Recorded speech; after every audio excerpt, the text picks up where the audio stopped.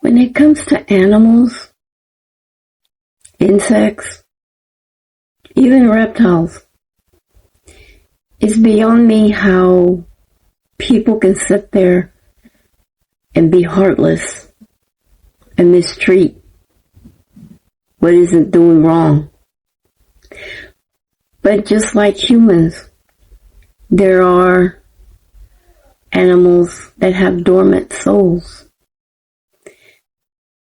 But a lot of them don't. They have a heart and mind just like humans. They're here to assist us on a spiritual path. And if you're on the right frequency, you can actually understand what they're saying. They have true souls.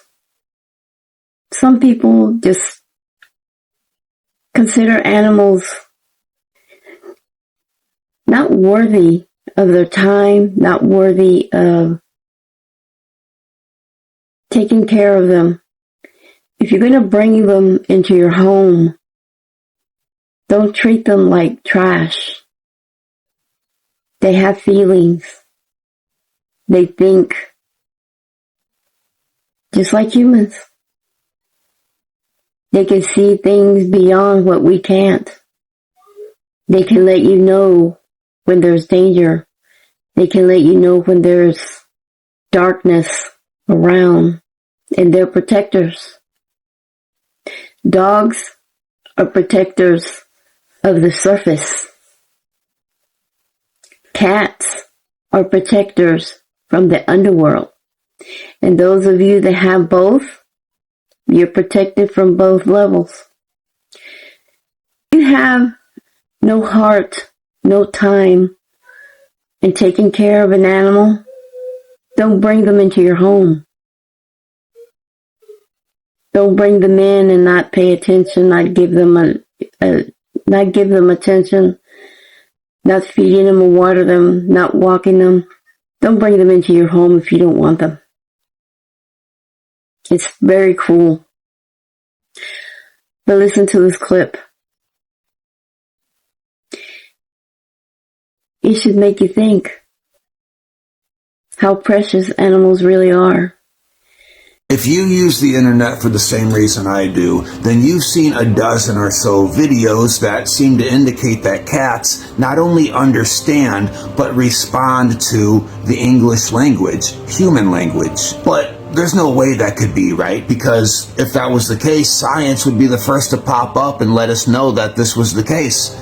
Well, absolutely not. Perhaps you guys happen to remember back in the 90s or so when these scientific studies came out that said that dogs lick us for our salt content and cats rub up against our legs in order to mark their territory, and it has nothing to do with love. Here's the problem.